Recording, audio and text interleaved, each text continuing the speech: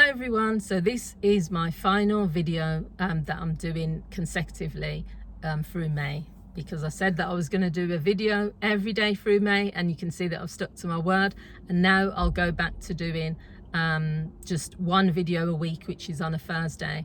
Mondays as well, I'm debating whether I'm going to do the Monday motivation, which would be a motivational video, or whether I'll just post something. So I will definitely post either just one video every Thursday or a video on a Monday or Thursday, so that you can guarantee that. So what I want to talk about in this video is 4 things that you can do when you miss someone who's died. So this is something that doesn't really get a lot of discussion. I think that we need to talk more about grief and loss and bereavement, and just how it impacts on people, and also give some, awareness to how difficult it is when someone is grieving.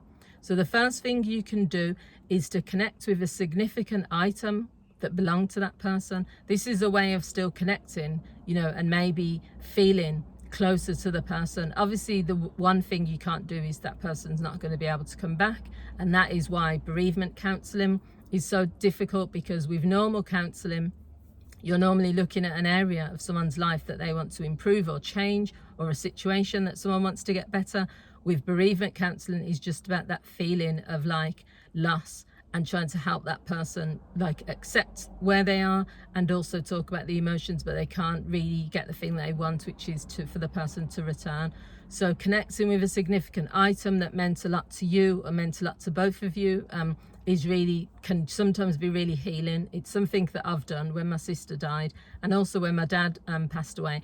I've got a bag that I bought in Ghana when I was there, and when I carry that bag, it reminds me of my dad, it reminds me of Ghana. When I listen to Afro beats, that reminds me as well of Africa and my dad.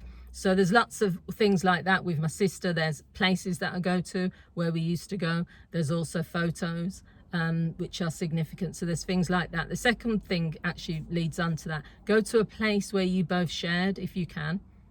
Now that might just be to someone else's house. Maybe you go to a house where you used to spend a lot of time together and spend time with that person.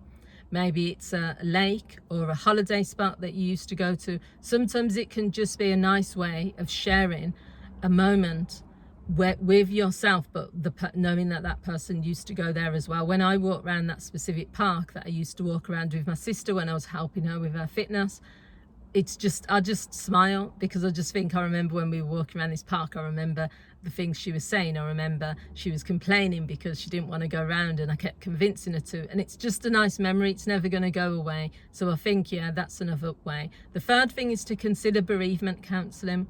So bereavement counselling is just an opportunity for you to talk to a counsellor about how you're feeling. It's about expressing the pain in a way that I went for bereavement counselling, because I felt that within my family you could talk about the practical things like arranging the funerals and talk about how the person's items, but I didn't feel, and I still don't feel, like within my family I don't feel safe enough, but I also don't feel that we have that emotional intelligence where we can just say, I'm missing this person, and we can just cry about it, or we can talk about it. We don't. That's not what we do in our family. So going to see a bereavement counsellor is sometimes an opportunity where you can just share and express things that you can't express anywhere else. It can be useful, it can be helpful.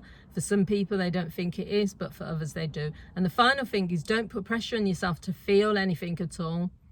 I've worked with many people over the years where they're just saying, I want to be able to go back to work. I want to be able to stop crying. I want to not feel sad. I want to not miss this person. But you're putting pressure on yourself, and it's also unnatural to try to do something which goes against what you would naturally do. If you've lost someone that's significant to you, then why are you going to not cry? Why are you going to just be okay about it? You're not. Your brain, it's not just the logical, it's the emotional. You are going to be almost in shock. There is, for the 5 stages of grief, which you can look up around, being in shock, denial, feeling angry, bargaining with God, or bargaining with anyone to bring that person back.